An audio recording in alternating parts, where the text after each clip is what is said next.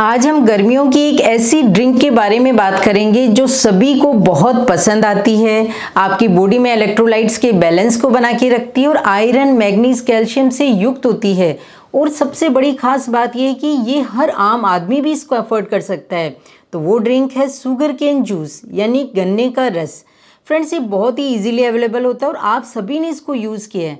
लेकिन आज मैं आपको बताऊंगी कि ये किस तरीके से हमें हेल्प करता है, कौन कौन सी बीमारियों से बचाता है और साथ ही इसको पीने का सही तरीका क्या है। यदि आपको इसके बारे में सही जानकारी होगी तो आप इसको प्रॉपर यूज़ कर पाएंगे और इसके बेनिफिट्स ले पाएंगे।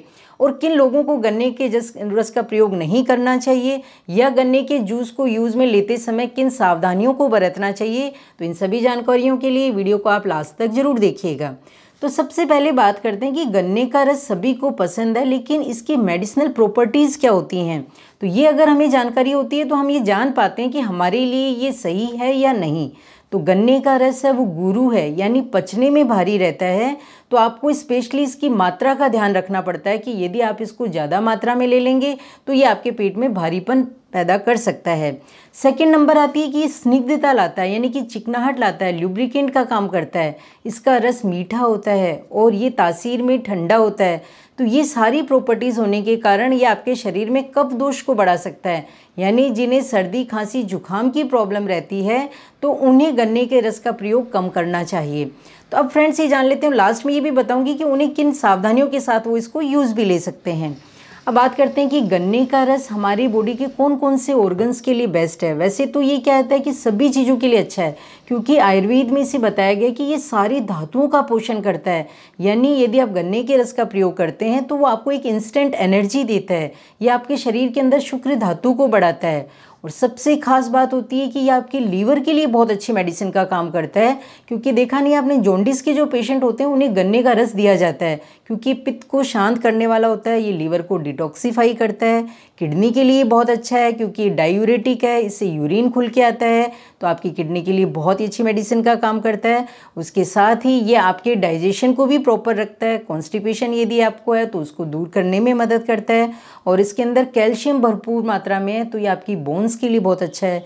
इसमें आयरन बहुत अच्छा है, तो आयरन की वजह से ये आपके हीमोग्लोबिन को बढ़ाने में मदद करता है।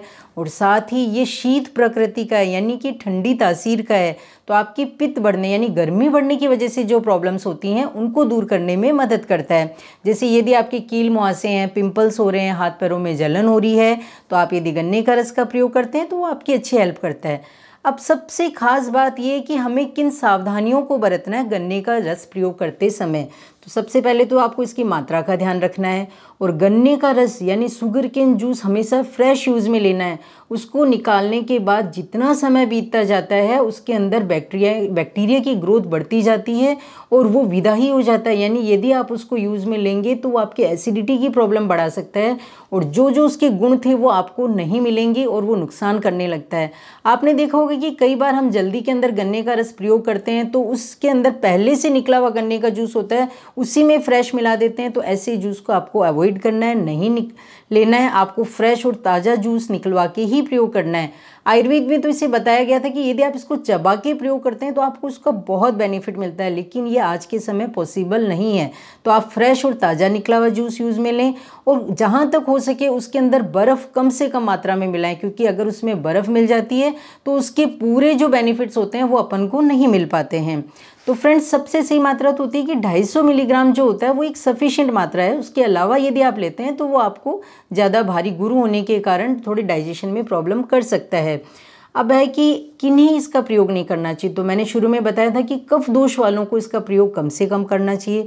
और जो मोटे लोग होते हैं उनमें भी क्या होता है, कफ दोष बढ़ा हुआ रहता है और उनका मोटापा बढ़ सकता है। लेकिन यदि उन्हें गन्ने का रस अच्छा लगता है तो वो इसको खाने से पहले यूज़ में ले सकते हैं। वैसे तो गन्ने का रस सुबह से शाम तक आप कभी भी ले सकते हैं, लेकिन मोटे लोगों को ध्यान रखना है कि वो खाना खाने से पहले लें। और जो दुबले पतले लोग हैं उनके लिए तो एक रामबाण की तरह काम करता है। उनके जो दुबलापन होता है उसको दूर करने में मदद करता है। वो इसको खाना खाने के बाद में भी ले सकते हैं या उसको किसी भी टाइम प्रयोग कर सकते हैं। अब गन्ने के रस से संबंधित ये जानकारी कैसी लगी? यदि आपको अच्छी लगी तो दोस्तों को शेयर ज़रूर कीजिएगा, ताकि वो इसका सही तरीके से लाभ ले सकें और गर्मियों में एक अच्छी ड्रिंक को इस्तेमाल कर सकें। तो फ्रेंड्स, अब मिलते हैं नई जानकारी और नई वीडियो के साथ। तब तक के लिए थैंक यू।